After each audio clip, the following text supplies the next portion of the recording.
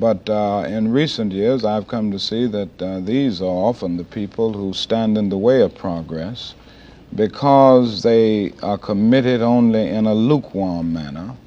And every time you move to try to solve the problem, they will respond by saying, you're moving too fast, you ought to cool off, you should put on brakes.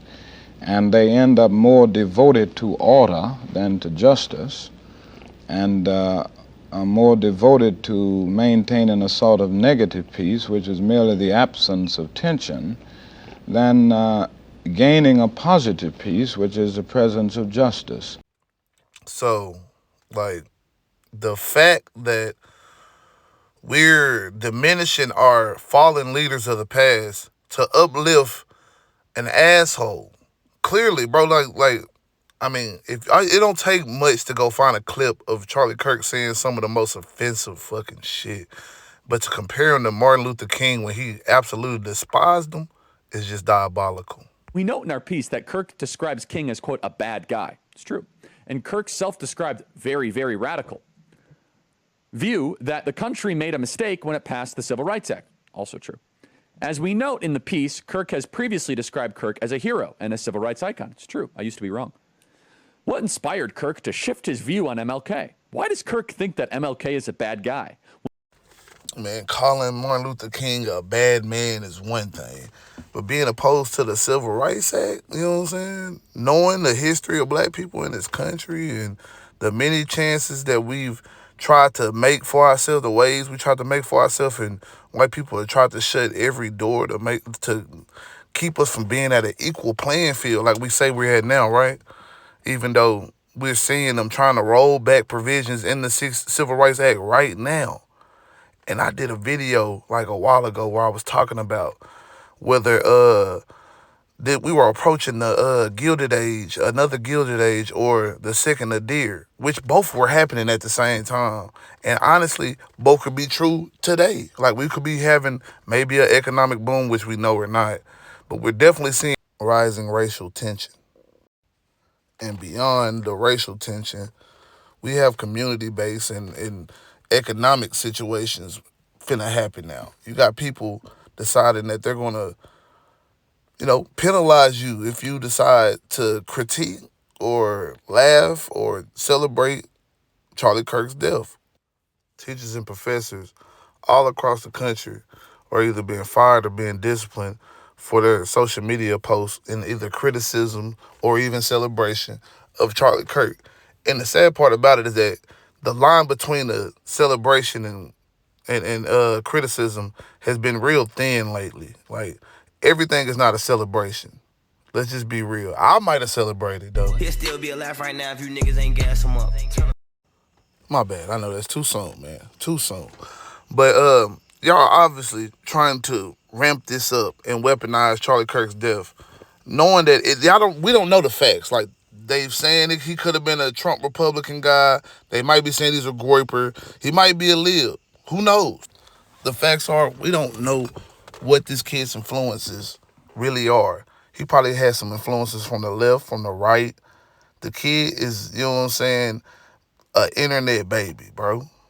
He was an internet troll, what a lot of people are saying. And this is not going to stop Trump and his administration. We don't know the facts.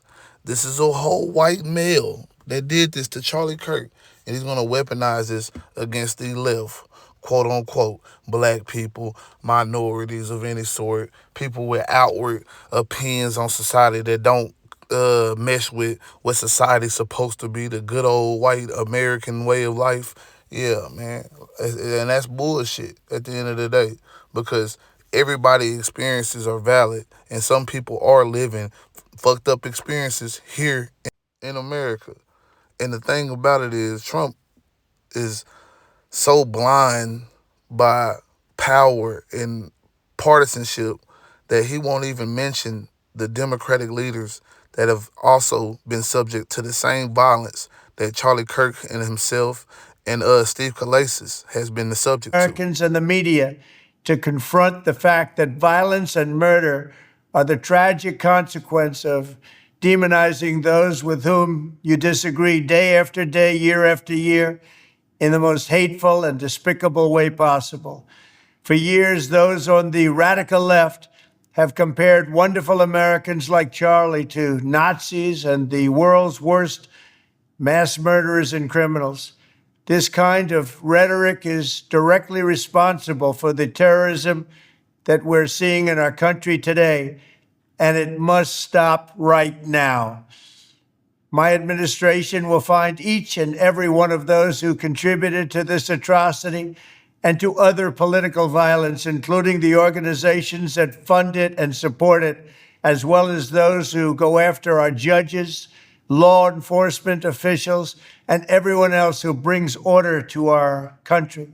From the attack on my life in Butler, Pennsylvania last year, which killed a husband and father, to the attacks on ICE agents, to the vicious murder of a healthcare executive in the streets of New York, to the shooting of House Majority Leader Steve Scalise and 3 others, radical left political violence has hurt too many innocent people and taken too many lives.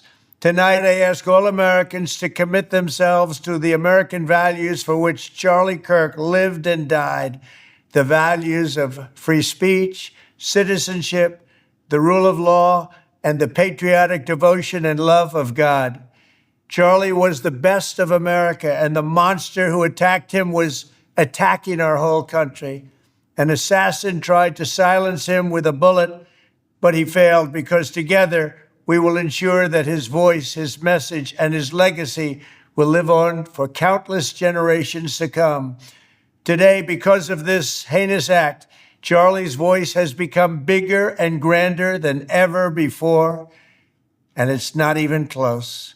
May God bless his memory, may God watch over his family, and may God bless the United States of America. Thank you. Donald Trump and the right are clearly trying to make this man a martyr and erase all the negative sides of history, or at least downplay it, to make it as if it's nothing but a difference of opinion. It's time to stop playing with this difference of opinion shit, man. Charlie Kirk truly was an ain't shit human being. Now, ultimately, man, like I said, I'm not trying to make this really about bashing Charlie Kirk, man. We just gotta put truth to the light, man. Like, you can't tell me that a man that I'm finna let some Oak Cliffs roll, like, that say the things that he say couldn't be compared to a Nazi. You know what I'm saying? Couldn't be labeled a racist. It just is what it is. Now, you can take all this information that I'm giving you and be like, oh, whatever. Or you can actually internalize that shit and see where the left, black people, all other types of people out there that are criticizing or even celebrating this man, what that shit is coming from. Where is it coming from, man? Huh? That's all this shit is about. Y'all won't see it at the end of the day, because only people who have eyes to see will see, and the ears to hear will hear. So I'll leave y'all with that, man. Peace. And Jewish donors, they have a lot of explaining to do, a lot of decoupling to do, because Jewish donors have been the #1 funding mechanism of radical, open border, neoliberal, quasi-Marxist policies, cultural institutions, and nonprofits. This is a beast created by secular Jews. And now it's coming for Jews, and they're like, what on earth happened? And it's not just the colleges. It's the nonprofits, it's the movies, it's Hollywood, it's all of it. It's like time for... Like, I'm sorry, if I see a black pilot, I'm going to be like, boy, I hope he's qualified. When blacks in America did not have the same rights they had today, they were less murderous, there was less break-ins. Why is that? And the data shows they were actually better in the 1940s. It was bad, it was evil, but what happened?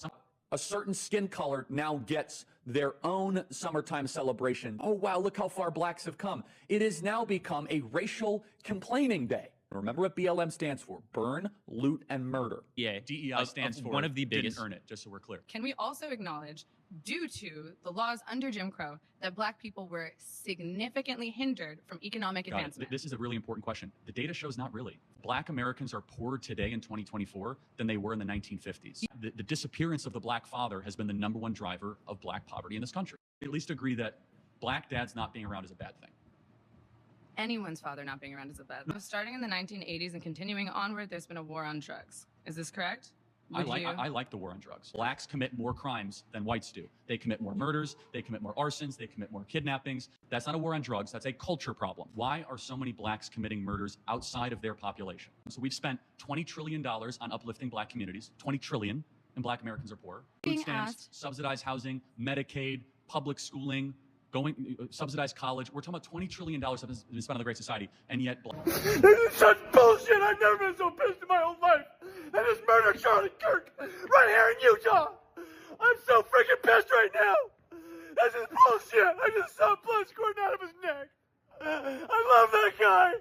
He would have been our next president! I am so pissed right now! Why do they always come with fucking violence? Gosh damn it! Use your freaking words as they're talking to you people! Who shot Charlie Kirk? I'm driving down a Provo right now! I'm so